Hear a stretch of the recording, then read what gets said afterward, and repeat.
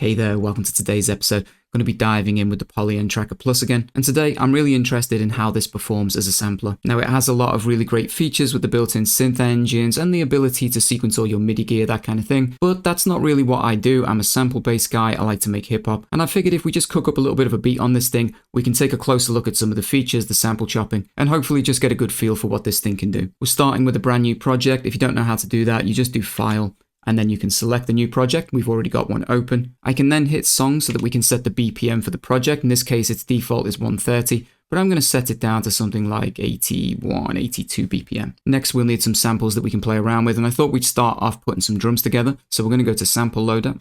And on the left-hand side, this is my SD card. I've been in and loaded a few samples onto my SD card. I need to add a few more at some point, but hopefully there's enough drum sounds in here to get us started. Now we're currently looking at my snares folder, but if I want to go back up to the top, a quick tip is to press the left arrow key, which will jump us to the top of the menu. We can click enter, and then I can see everything else I've got on here. And I actually want to start off by finding a kick drum sound. So we're going to scroll to kicks. We can click enter, and then we can use the arrow keys or the jog wheel to scroll through. When you want to preview a sound, there's a preview button here. And I like the sound of this definition kick, so I'm going to click add next. When you click add next, it jumps down to the next available slot in order to load the next sample in. If you just click add, it puts it straight to number one. And then if you try to add another sample, it will overwrite that. So add next is useful when you're loading multiple sounds. And then again, I'll use the left arrow key to jump back up, click enter, and we can find a hi-hat. I like this one, so I'm going to do add next again. Left arrow key to jump back up, enter, and let's find a snare sound. I like this for the record snare, so I'm going to do add next. And for now, that's going to be enough samples to get us started, so I'm going to go back to pattern. And with the current pattern length of 32 steps, that's going to be 2 bars worth of audio. I'm actually just going to hold down length and choose 16 steps instead. And that's going to give us 1 bar to get started with. Now, in order to record some notes in, we can do that in a couple of different ways. We can do that on a manual step-by-step basis, or we can do record and play, and we can record our notes in real time. One thing to keep in mind is that our snare is the currently selected sound. And if we have notes selected, this kind of aqua color button, on our pads underneath, the snare will be played chromatically. But if I press the instrument button, that will then load any samples inside of this particular project onto the pad starting from the top left. And what that means is with the 3 drum sounds loaded up here, we can actually play like a little mini drum kit.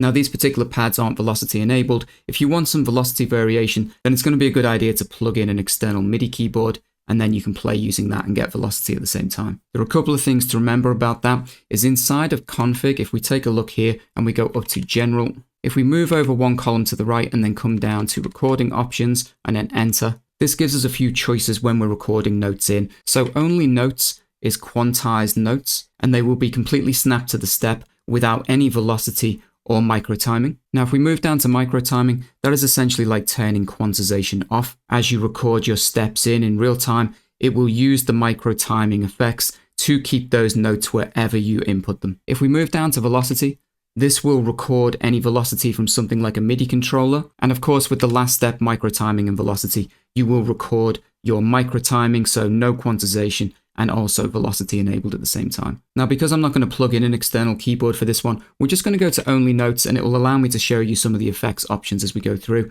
So I'm just going to click apply and keep that with only notes and go back to pattern. And you'll notice that when I do record and play, I'm going to get a count in, and then my metronome will begin. Now, if you don't have a pre-roll or a metronome, you need to turn that on inside of config. So you can press config, of course. And then on the left-hand side, you can scroll down to metronome. And you'll notice at the top here, state needs to be on and pre-roll also needs to be on. We go back to pattern, and I won't record anything in for now. Let me just show you record and play.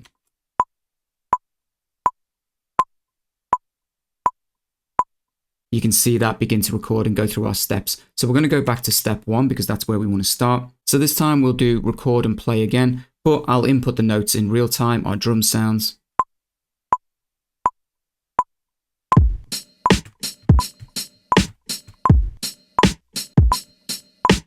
And although it's a little bit rigid because we've got quantization on, we have recorded in now 1 bar of our drums. Now, in order to make things less rigid, we can begin to use some of these effects here. We've got FX1 and FX2, which relate to the slots inside of the steps. In order to use those effects, we need to press record so that we are arming the step for recording. And then if we start with FX1 and I hold down FX1, we can choose some of these options. Now you'll notice if we scroll down here, we actually have some swing. And swing is quite interesting on the tracker because as long as it is loaded somewhere onto one of these tracks inside of the pattern, it will affect everything inside of that pattern. So we only need to put one instance of swing in order for it to affect all of the other samples inside of that pattern. Now the default value is 50, but what we'll do is we'll increase it and decrease it while the drums are playing around, just so that you can hear what swing is doing to the drums.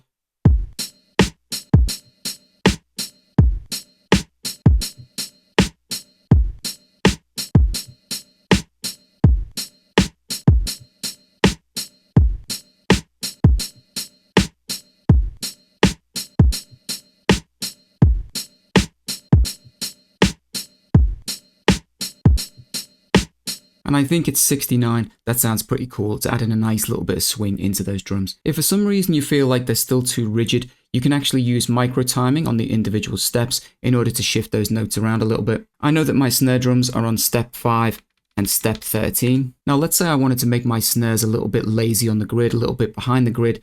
I can do that by selecting the snare sound, pressing record, and then inside of effects 1, I can apply a micro move, which adjusts the micro timing of the step. Now, one thing you'll notice about micro move, it starts with a value of 0. But unlike some samplers where you can move notes kind of before the grid and after, with micro move, it only moves after the grid. So as we increase this value here, it is going to be shifting our notes behind the grid. The only issue really is that if I want my snare drums to be slightly ahead of the grid, I would have to delete my snare drum from step 13 and actually move it to step 12. And use the same micro move, but dial that into a really strong number to push it over. I hope that makes sense. We can demonstrate it here. Let's make the snare on step 13 a little bit lazy, behind the grid. We do that by increasing this value. Now at 34, that's going to be quite extreme, but let's just take a listen to how lazy it makes it.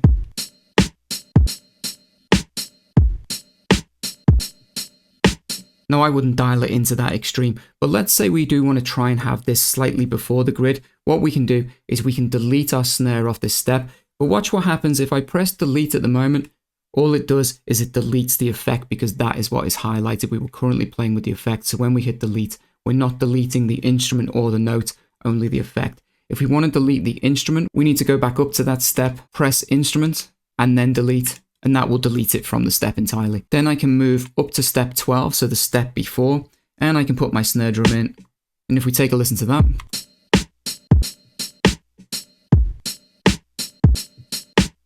obviously that's going to make that snare come in very, very quickly because it's a whole step forward. But if we move back onto the step again, press effects and add another micro move. If I dial this into quite a high value, we can actually get that to kick in just before step 13. Let's try about 86.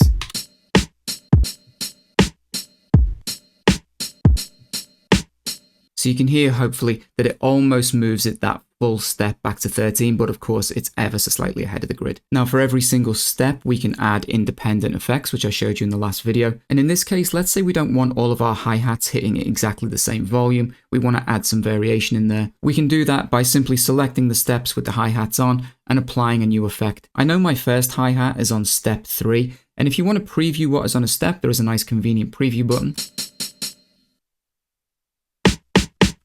So moving back up to step 3, let's apply a volume. And of course, with volume set to 0, we won't get any sound from the hi-hat, but we can dial that into whatever value we like.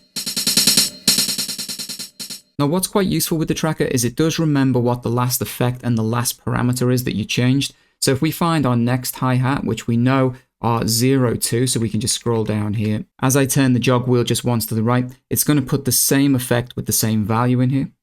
And then we can just scroll through and add those everywhere we think we've got a hi-hat. Once they're set up, I can just go to the individual hi-hats and then just change that parameter, change that volume. So I'll make them a little bit quieter in places, maybe even a little bit louder in certain places, just to give it some variation.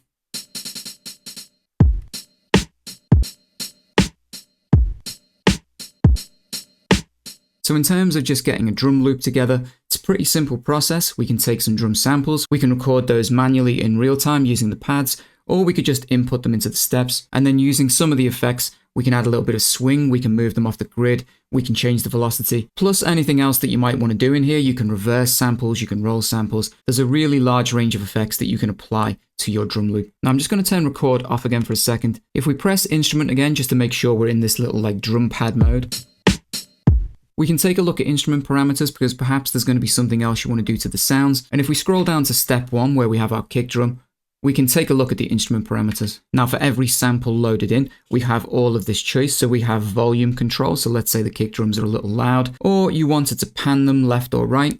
We can tune the individual samples. We've got fine tuning as well. You've got filters, which is really nice because a lot of the time I like to filter a little bit of high end out of my kick drum. So I could do that by selecting the filter, choosing a low pass, and then on the cutoff display, we could dial that parameter in to just take some of the high end out of our kick drum.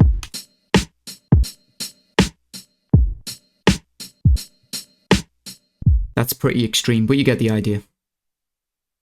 We've also got resonance, and then if we click more, you can see we have a few other options as well. We've got overdrive to add a little bit of distortion, a little bit more kick and oomph. We can also change the bit depth for that particular sample. So if I dial this thing down to an extreme, like let's say 4, you will hear our kick drum.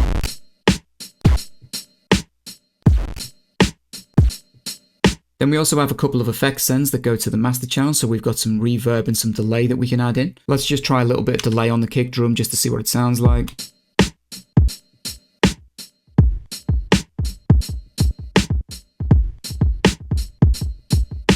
And of course, you might want to head over to your master channel and dial in that delay effect itself. So you can go to master and you will see delay underneath here. If we click delay, gives us all of our options. We can sync our delay, we can change the rate, time, feedback, all of the usual things that you get in a sampler. You can also do some editing of the sample. If we go to the sample editor, you'll notice we've got a bunch of different options in here. So I can play around with my start point, my end point, and we have another long list on the right hand side to normalize the sample, reverse it, amplify, overdrive, bit crush. There's a whole heap of processing that you can do to each individual sample to get things sounding the way you want them. Now I'm quickly going to jump back to instrument parameters because I don't actually want the delay in here. So I'm going to go back to my delay send and just dial that down. I don't want a delay on my kick drum. I'm going to say for now, I'm pretty happy with that drum loop. So I want to go back to pattern. And so that I can keep my project nice and tidy and not taking up too much of the memory, I might want to resample this down because this device does resample. And in this case, just resampling the drums is going to be very simple, but you can resample anything from inside of here. And the way that you do that is you need to create a selection. So in this case, I want to select all of track 1, and I'm going to do that by pressing record,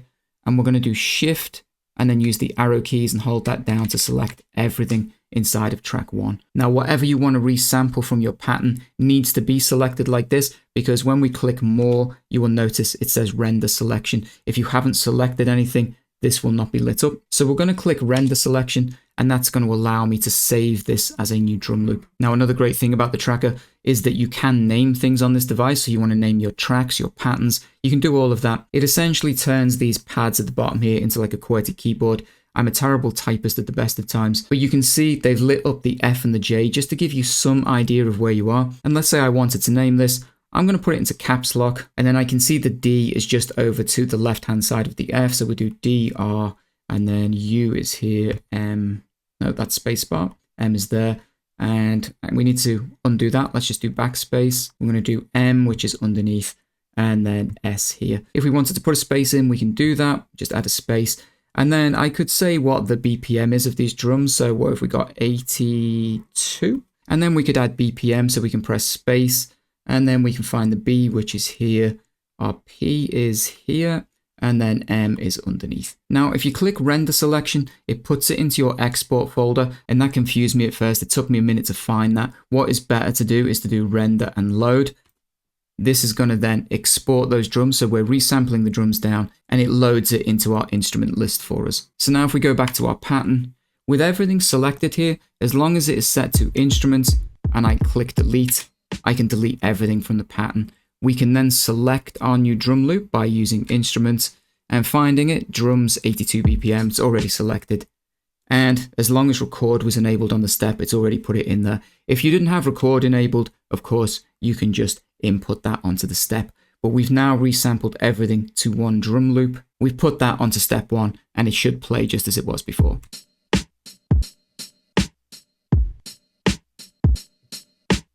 Now with our new audio file, let's say I want to just gritty those up a little bit. Let's go back to the sample editor. The first thing I want to do is normalize them so that I can get them to full volume. For every single one of these effects on the left hand side, you will notice select effect. And the reason you do that is because you can then set parameters. So let's say it is normalization. We want to select that as the effect. It gives us the option to change the level. How much do we want to normalize these drums? I'm going to do 100% and click apply. Shows you our WAV file has got bigger inside of the view here. And you can preview using the pads underneath. Now let's say we wanted to gritty these up a little bit. With our list here, something like Overdrive or Bit Crusher might work well. I'm going to start with Overdrive and see what that does. So we'll select Overdrive, we'll do select effect. And the one thing to bear in mind is that before you apply these effects, you want to use the preview button to preview what you're doing. So currently it's increasing the gain a little bit, but I don't think it's doing anything to the overdrive unless we change the type. So I'm going to select the type and I'm going to move that up to type 1. And then when we click preview, hopefully we'll hear that overdrive kicking in. Sounds quite good. So let's say that's what we wanted to do. We can apply that effect and it has now modified our original WAV file. You can undo, which is handy on here. It's not completely permanent. So if you make a bit of a mistake, it's not the end of the world. You can actually undo that, put the WAV file back to how it was. I'm going to go back in and apply it again because I do like that sound. And of course, when we start playing our sample inside of our pattern now, it's going to have that overdrive applied. Okay, so we've resampled the drums down, created our first loop. If we wanted to name this track just to be organized, you can go to more here in the bottom and scroll across. You will see track name. I can change my track name. Again, I'm going to use caps lock and we'll call this drums. And we can save that. And you'll notice it's changed it at the top. You can also rename the pattern if you like, so it's pretty handy. But now we're going to need something that we can chop up and play along with our drums. So what we can do is we can start a new track because our drums are playing on our first track. I'm going to go back to the sample loader. And if we go down to samples and then down to my NervousCooks folder, inside of here, I've got a bunch of samples that I made. So I'm going to click enter. Now I've taken a bunch of these fake samples that I cooked up, put them just into one folder for now. At some point, I'll be slightly more organized with it, or I don't want to use anything that's going to get me in trouble with the copyright police. So we'll use one of these. And again, same as before, I can just scroll through and use my preview button to listen to these. One other thing though, that's quite useful while you're in here is you can actually delete unused samples from your project. So because we only have our drum loop loaded up and technically we don't need our drum sounds anymore, if we scroll over and press delete unused, it will delete anything that is not currently loaded into a pattern. So I'm going to click yes. One, this helps with our internal memory, not that we were anywhere near capacity, but also it just helps keep your project nice and tidy. If you want to export this thing out, you're not going to be exporting a bunch of files that you don't need. So let's find a sample to chop up. We'll move back over to the left.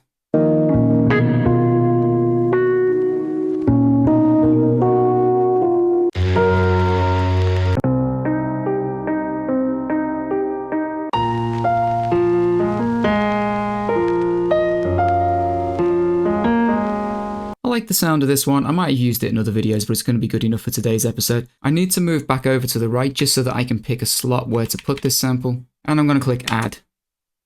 Now from here, we can dive into sample playback. So we'll press sample playback and we can see our sample loaded up inside of the waveform view. The one thing I can see is it's a little bit quiet again for the sample. So I'm actually going to skip over to the sample editor real quick. We're going to select the normalizer, select effect, 100% and apply that, just to give us a little bit more volume for the sample. We'll move back over to sample playback and you'll notice in this list on the right hand side, we have slicing and we have beat slice. Beat slice is the one that I'm interested in, so let's go down to that. And just like an MPC, an SP404 koala sampler, you can slice your sample up using beat slice. We can do this in the usual way, so I could just start adding some slices in. So if I click slice and then I click add, you'll notice it puts a slice right at the beginning of the sample. If I click add again to put another slice in, you'll notice it's in kind of the middle of the waveform, and that's what it does. It kind of slices it in two, and for every one we add, it kind of slices in half again. But let's say I wanted to do some manual chopping. I can just make sure that my start point adjustment is selected here. You'll notice the slice that you're working with is green, and I can just dial that slice into wherever I want. As we add slices, they show up on the pad, so we know which slice we're working with. And if you need to do some fine tuning of this, you can of course zoom in on the waveform. You can dial right in, which is really handy. I do believe inside of the config menu, there is somewhere that lets us snap to 0. You can see that at the bottom. And of course, that snaps to the 0 crossing point, means you don't really get any clicks and pops, which is pretty handy. But if you need to dial in and sort of fine tune, you can turn that off. We'll go back to sample playback. If you need to remove a slice, it's as simple as pressing remove, and whatever is the last slice that was selected will be removed, so we'll remove them all. And the reason for that is just so that I can show you the other options. We have typical options like an MPC. If we click more, we can auto slice where it looks for the transients, which is pretty handy. And we can also slice evenly. So if you have a loop and you want to slice that into 16 or 8 equal parts, whatever it happens to be, you can select the number of slices. You can do that in here as well. In this case, let's just try the auto slice. You'll see it's given us a bunch of slices that we can work with. And let's say that was a good starting point, but you still want to tweak these. You can simply by going back to more, going back to the first page, and whatever slice is lit up in green, if I click remove, I can delete that slice out. I can still add other slices in as well if I like. But at the beginning here, might be cool to get rid of, say, this slice. So we'll remove this one. You'll notice the lights changing on the pads. Maybe remove this one as well.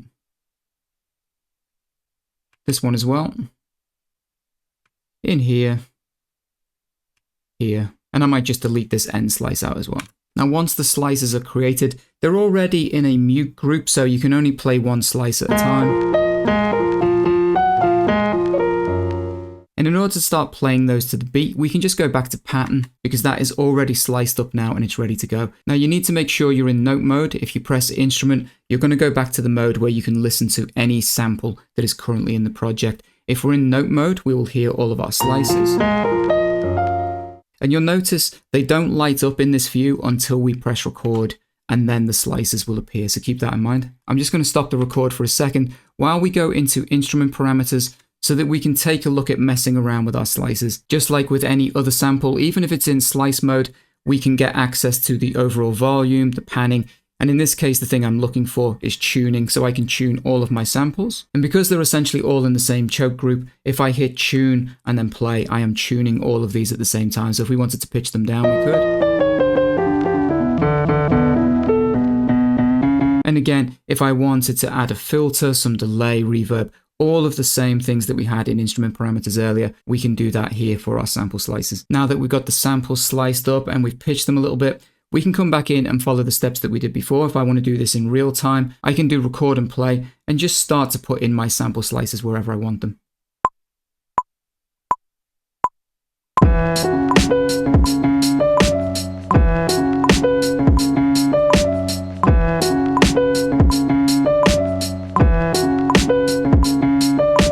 Now, we didn't turn the quantization off, which actually for the sample slices, I think in this case might be a little bit better. And it will allow me to show you how it pulls up the micro timing as we go through. So what we're going to do is we're going to delete everything that we just put in there. We're going to go back to the top step. I'm going to do record and shift and come all the way down. And we're going to delete out all of those slices. I then want to go into the config so that we can change our settings. We're going to go down into general, move over to the right and come down to recording options. And rather than only notes, which is quantization mode, we're going to change that to micro timing. Now again, if I had a MIDI keyboard plugged in, something that allows velocity, I could do micro timing and velocity and get all of that at the same time. But for this example, we're just going to switch it to micro timing and click apply. Go back to our pattern. And now as I input these notes, these sample slices, they're not going to be snapped to the grid like they were before.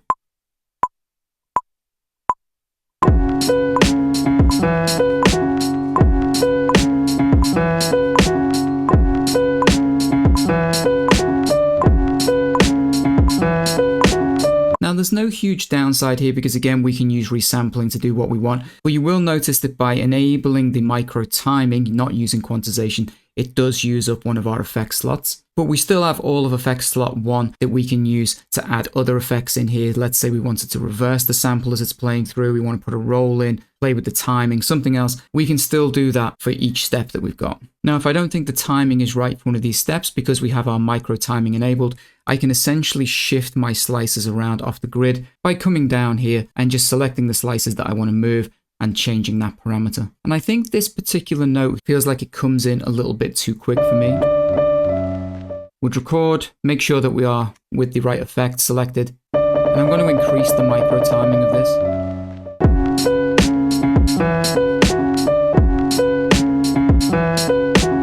And And just for fun, we could add a few more effects in here. So let's go back to our first step. Now, if we come down a couple of steps to one of our slices, I can choose FX1.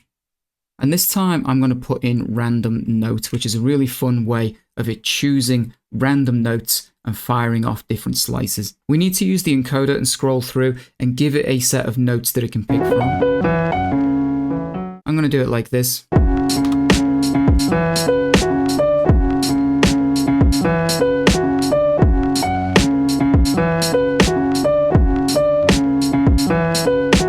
You can hear it picking out those notes at random, and that's a really great way of spicing up your loops because you can start getting it to randomize the slices and you'll get some really interesting ideas. Let's maybe choose another one and do the same thing. And again, you'll notice it keeps the same parameter that we used before, so N8.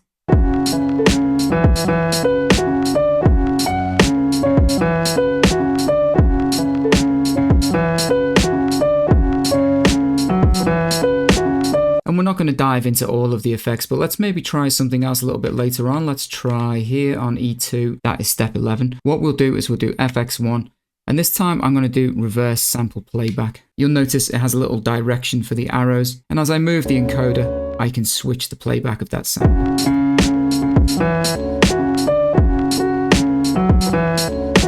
You can see how with all of the effects per step, you could get some really interesting sample chops going on. And don't forget, while all of this is happening, if you still want to come back in and re-pitch the sample, you can change the sample pitch.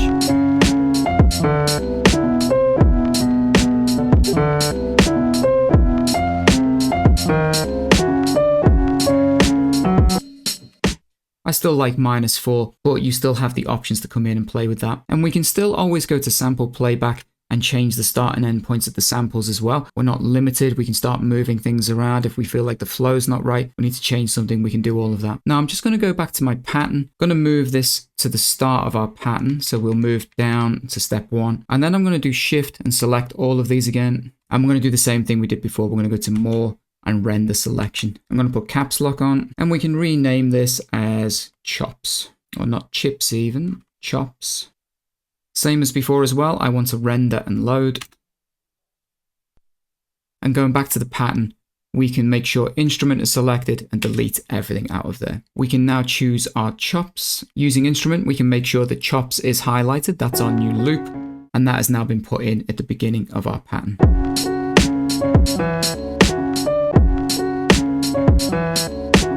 If we go to the sample editor, I can see that the sample's a little quiet just because it's been resampled down. So I'm going to do normalizer again, 100%. We can now go back to pattern. Now, because we normalize that to 100%, it's maybe a little bit loud on the sample chops, but that's where we can actually use our mixer. If we go to master and we click over again, you will see we have our tracks. And if you've renamed something, it will be labeled at the top. Track 2 is where our chops are because we haven't renamed that yet. But if I want to reduce the volume on that particular track, I hold down the button underneath and I use my jog wheel to dial that in.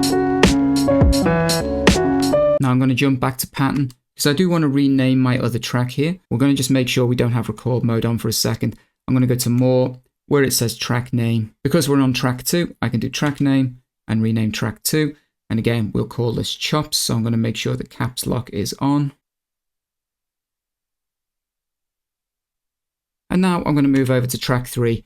And I'm going to pick out some more samples. So we'll go back to our sample loader. We're still only using 6% of our memory, so we don't really need to delete anything, but just for the sake of being tidy in the project, I'm going to delete unused and click yes. And if we move back over to the left, we can look for a few more samples to put in here. I'm going to go to my NervousCooks folder again. And at the bottom, inside of textures, I've got a bunch of like vinyl recording, static noise. Maybe we'll bring something like that in. One other thing you may not have noticed, but it actually gives you an idea of how much memory it's going to use as you bring in certain samples. So as we're scrolling through, with the drum samples, it usually keeps things quite small, but there are some longer samples. You notice that puts the memory up a little bit. This film static puts it up quite a lot because it's a long sample.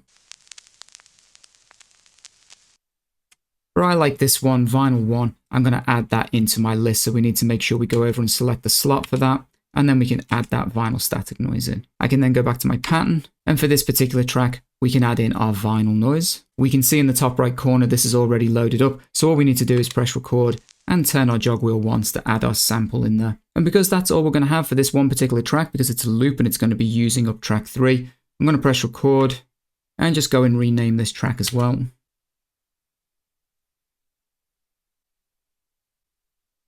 We called that one static. Moving on to track 4, I want to just bring in a couple of effect sounds, something just to spice up the loop a little bit. I have a dedicated folder for effects sounds, so we're going to dive into that.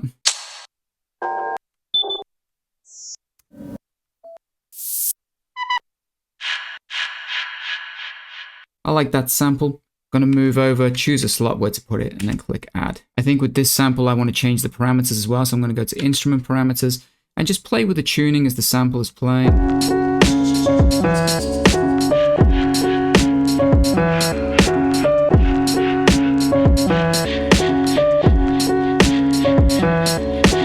I like it pitched up by 2 semitones, so that's going to work for me. We can go back to the pattern, and again with record, and just turn the dial. That is now in.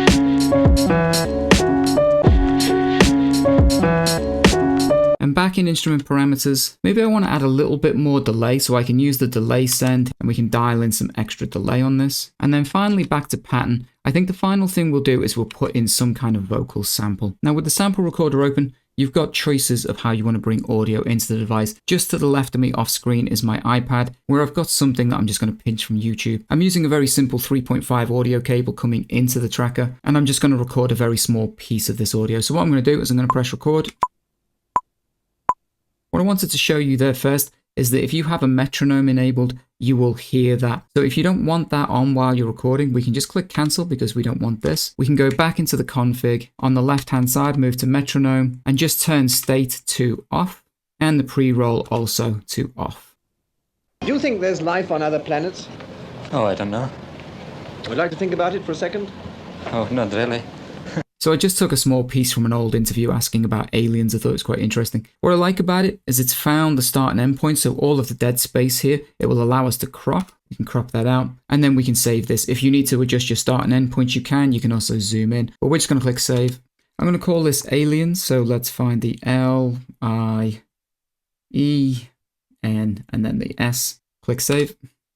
Then we need to go back to our sample loader. I'm going to move back over to the left and come up a few folders. And you'll notice there is a folder in the root folder called recordings. You can see my aliens wave. Find a space where we can put this.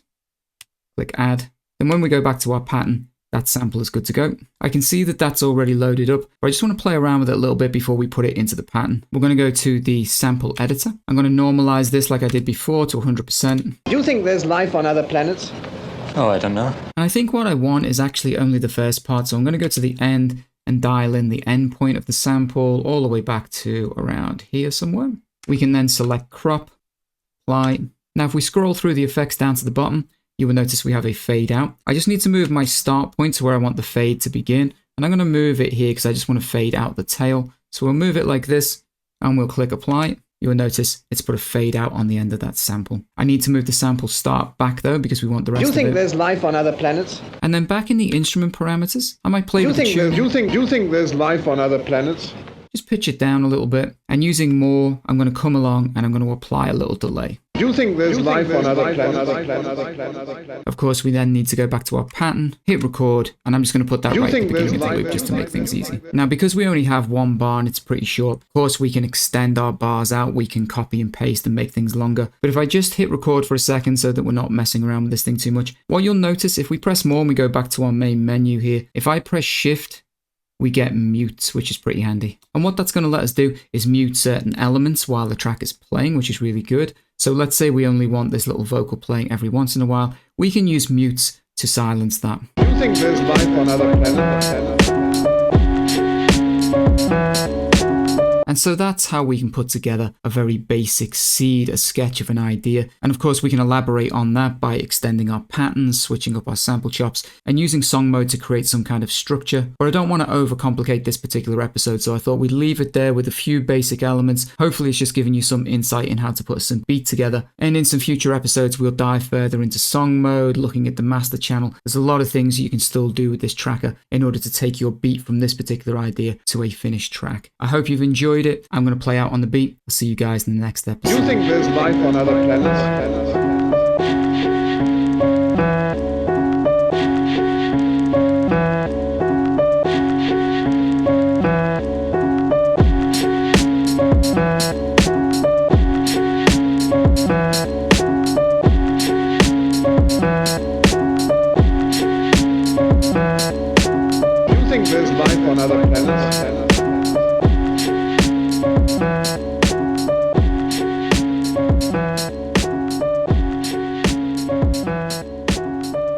there's life on other planets.